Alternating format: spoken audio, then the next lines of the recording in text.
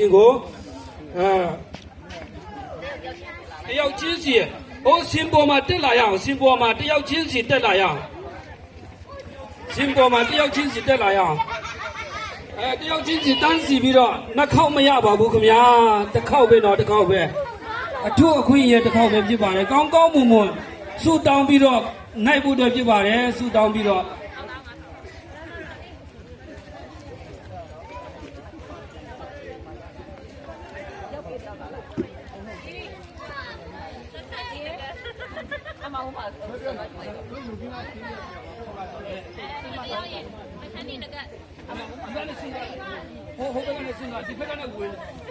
ဒီဘက်ကနေဝင်မယ်ဟိုဘက်ကနေထွက်မယ်ဟိုမှာသွားယူမယ်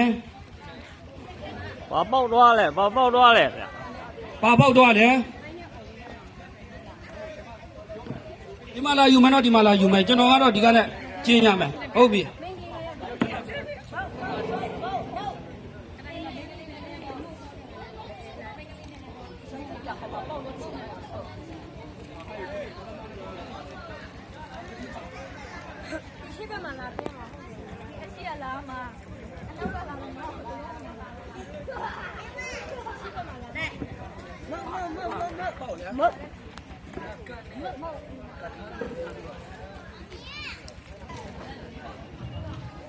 ကဲမတွန်းနဲ့တန်းစီ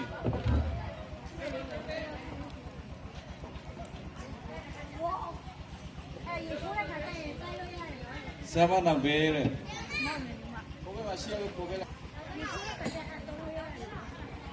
ဆရာစင်လားဒီမှာနိုင်ထားရှာဖို့ရ